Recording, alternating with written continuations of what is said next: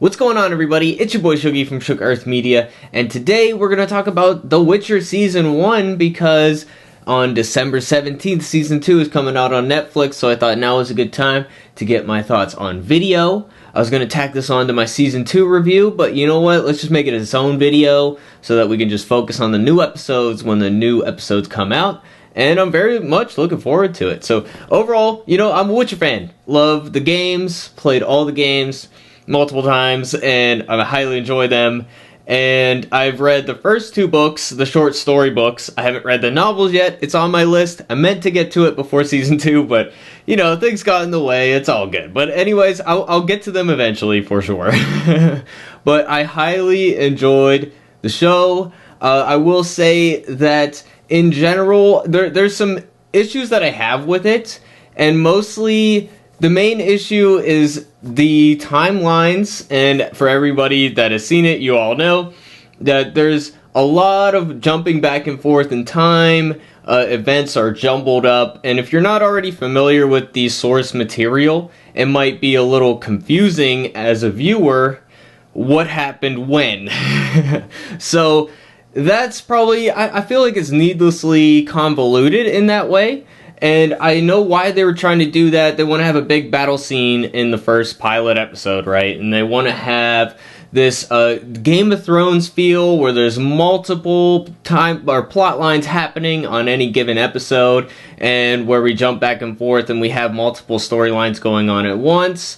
And in general, I'm a huge fan of the serialized storytelling on television. I think that it's an evolution overall, and I'm really enjoying this long-form storytelling that we do on TV nowadays.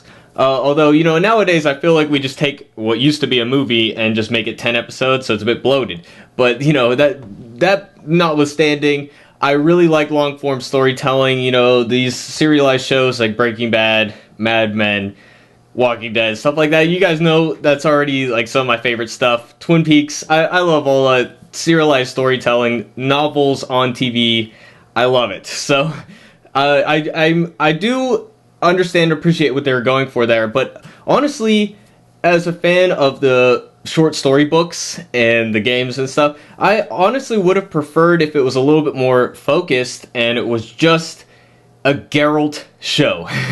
I don't think we needed to have like Yennefer's storyline, for example. We'll get back to that, but I would have preferred almost a Monster of the Week format for this first season. I understand, we get into more of the epic territory later, but in terms of introducing this world, I think The Last Wish and forget the name of the second book, but those short stories do a great job of introducing you to the world in a way that's not overwhelming, and just you observe what's happening through Geralt's eyes. You're with Geralt in every scene. I would have almost preferred to see that. If it was just Geralt's story, Monster of the Week, it's a bit traditional. It's not really what we do in the modern day, but that's really what I was hoping for, and of course Henry Cavill as Geralt, amazing. It did feel a bit too much like the games maybe, but honestly, I'm totally okay with it. The way he looks is great. I feel like this show is a little short on the creatures. We could have had a few more creatures, I think. But in general, the adaptations, they did a good job at transferring the short stories from The Last Wish onto television. But again, with that multiple timelines, jumping back and forth in time stuff, I feel like it just made it a little bit more complicated than it needed to be. And I am a little baffled by the decision to make Yennefer like a main cast member. I've always viewed her as more of a supporting character, and I don't have an issue with it. She's a fine character. I just would have preferred if we were introduced to her in the same way we were in the books, whereas here we get her full backstory, and I haven't read the novels, like I said, but as far as I know, her backstory is only really hinted at. We don't get to see it in any great detail. And, I appreciate the backstory, and we learn about the witches, how they pick their own form and stuff like that, and the psychology of it. I'm into it. But my issue is that I feel like we should have been introduced to her in her final form. Because that's what I think of when I think of Yennefer this whole season, until the episode that's pretty much The Last Wish. I was like, where is Yennefer? Like, that doesn't seem like Yennefer to me. I'm waiting to see her, but when she's finally donned up in her costume and she's looking like, she kind of looks like the games a little bit. When it's finally in her final form, I was like, oh, there she is. But see, I feel like people that are not versed in The Witcher are just going to think of Yennefer's backstory first before they think of her final form. And I almost feel like it does a little bit of a disservice to how we see the world through Geralt. And I get what they're doing. Again, they're trying to do the whole epic Game of Thrones thing. We have the multiple storylines going on. And, you know, I can understand what they're going for there. But for me personally, I would have preferred if maybe we got into her backstory season 2 or something like that. And I don't think it needed to be as drawn out as it was. It could have been a little condensed. But, you know, in general, I don't really have an issue with her storyline. It was interesting. It was good. I didn't really think of it as bad or anything like that. These are just personal preferences. I would have preferred a Monster of the Week Geralt-focused show without any of this jumping back and forth in time. I think we could have done with something a bit more traditional.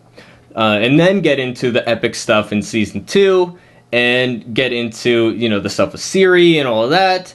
But in general, I really liked that episode with the backstory of Ciri. You know, that was really good, and I love how they adapted each of the stories.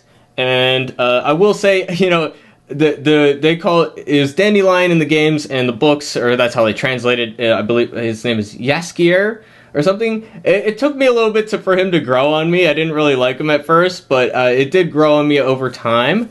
But it wasn't as endearing as the books for me, but and the games, of course.